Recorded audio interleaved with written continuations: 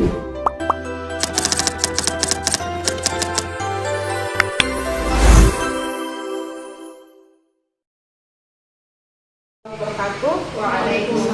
warahmatullahi wabarakatuh.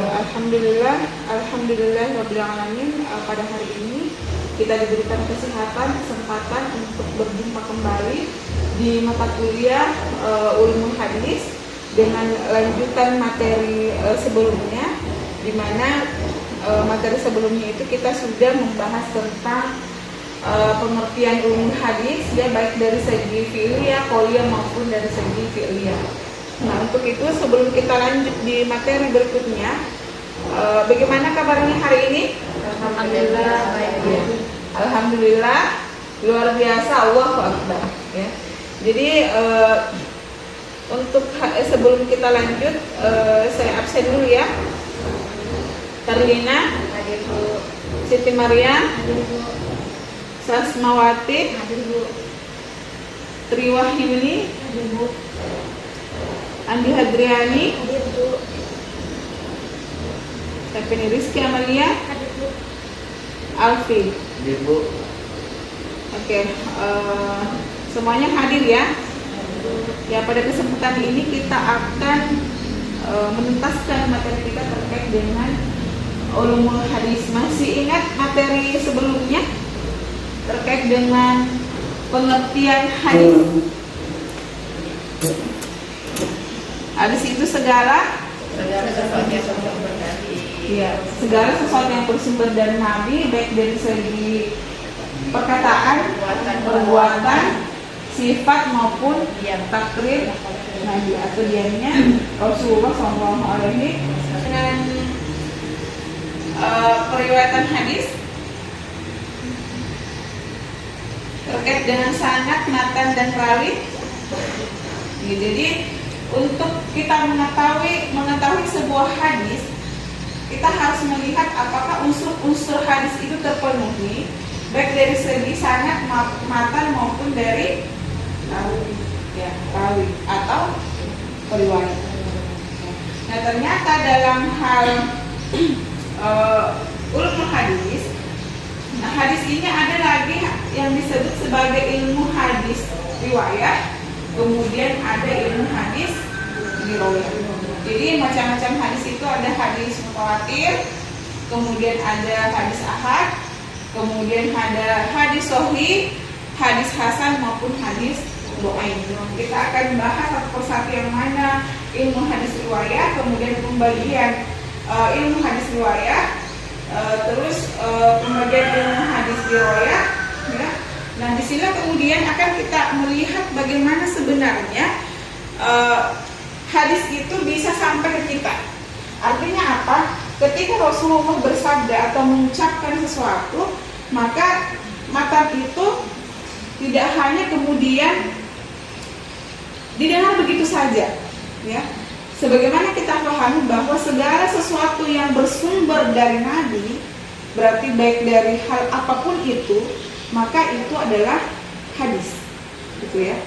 Jadi ketika para sahabat itu kemudian mendengar perkataan Rasulullah, itu tidak hanya kemudian untuk mereka, tapi perkataan Rasul itu disampaikan, ya, disampaikan ke yang lain atau para sahabat yang lain untuk kemudian diamalkan. Sebagaimana kita pahami bahwa Rasulullah itu adalah sebagai suri teladan yang baik. Nah, kenapa seperti itu? Yang kita pahami bahwa Rasulullah SAW itu kan bahwa Rasulullah ini adalah seorang yang diutus oleh Allah untuk menyampaikan dakwah, untuk menyampaikan ajaran Islam agar manusia itu faham akan kehidupan, faham akan ajaran Islam, sehingga mereka dalam menjalani kehidupan itu mereka tidak bingung harus kemana. Jadi ada mereka punya rujukan, ada patokannya, sehingga ya manusia itu bisa merujuk kepada Al-Quran dan hadis. Di sini kemudian kita akan melihat apakah memang hadis yang kita terima itu betul-betul bersumber dari Rasulullah atau tidak. Makanya harus kita melihat dari segi sanadnya, kemudian dari segi matanya, maupun dari segi riwayatnya. Apakah sebagaimana kita pahami terkait dengan yang pertama itu hadis apa? Hadis yang paling tinggi tingkatannya hadis apa? Mutawatir. Ya, hadis mutawatir. Ya, hadis mutawatir itu hadis yang tidak ada sama sekali keraguan sedikit pun di dalamnya. Masih ingat syarat-syarat hadis mutawatir? Perawinya dapat dipercaya, tidak ada ilat dan Tidak ada ilat, sanadnya bersambung, ya, memiliki perawi yang istiqomah, terus perawi yang adil dan lebih, dan periwayatnya itu banyak. Dan dalam satu waktu mereka mustahil untuk melakukan suatu kebohongan. Ya. Berarti, ya, kalau kita berbicara masalah hadis mutawatir, maka itu hadis yang tidak ada sedikit pun keraguan di dalamnya. Oke, kualitas hadis. Ya, gitu. Jadi kalau kita berbicara masalah riwayat berarti terkait dengan periwayatan hadis, kemudian ilmu hadis riwayat itu terkait dengan biasanya membahas terkait dengan matan, ya, matan hadis.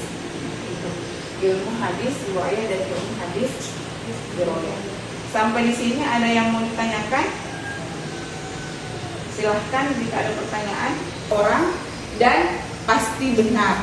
Kalau di dalam Al-Quran dikatakan la raiba fi, tidak ada sedikit pun keraguan di dalamnya, maka kalau dalam hadis dikatakan itu adalah hadis yang mutawatir, hadis yang sudah pasti kebenarannya. Ya, itu. Kenapa? Karena dia diriwayatkan oleh orang banyak, dan dari sekelompok orang itu, dari umpamanya dari 30 orang atau 20 orang yang meriwayatkan hadis tersebut, tidak ada satupun dari rangkaian sanad itu dari periwayatnya itu pernah didapati berbohong. Makanya ada dikatakan bahwa dia seorang perawi yang thiqah, ya. Kalau thiqah itu berarti seorang perawi yang adil dan itu. Kemudian sanadnya bersambung, tidak ada ilat sama sekali, ya. Itu sehingga dia dikatakan sebagai hadis yang mutawatir. Nah, kemudian sebelumnya juga kita sudah membahas terkait dengan hadis ahad, ya. Ya, kenapa dikatakan hadis ahad? Karena dia diriwayatkan tidak banyak sebagaimana hadis mutawatir, ya. Diriwayatkan oleh satu atau beberapa. Nanti saya akan kasih tugas terkait dengan pembagian hadis dari segi kualitas, ya. Jadi ada hadis sahih, ya, ada hadis hasan, dan ada hadis dhaif. Jadi dikatakan dia hadis sahih, dia lengkap, terpercaya, dan tidak cacat. Kemudian hadis hasan, dia hadis yang baik, ya, tapi daya hafal perawi sedikit di bawah hadis sahih. Kemudian hadis dhaif, yaitu hadis yang lemah, tidak bisa dijadikan sebagai dalil utama. Kemudian hadis maudhu, ya, hadis palsu, itu tidak boleh kemudian dinyalakan. Ini pembagian hadis berdasarkan kualitas, ya. Jadi ada hadis sahih, hadis hasan, dhaif, dan maudhu. Nah, kemudian pembagian hadis dari segi kuantitas itu ada hadis mutawatir dan ada hadis ahad. Itu saya kemudian akan bagi kelompok, ya, untuk berikutnya agar bisa lebih efektif, ya, dalam pembelajaran, dan kalian juga bisa aktif dalam proses belajar mengajar. Saya akan bagi menjadi 3 kelompok, ya, menjadi 3 kelompok. Untuk kelompok pertama itu nanti kita akan masuk di sesi diskusi, ya.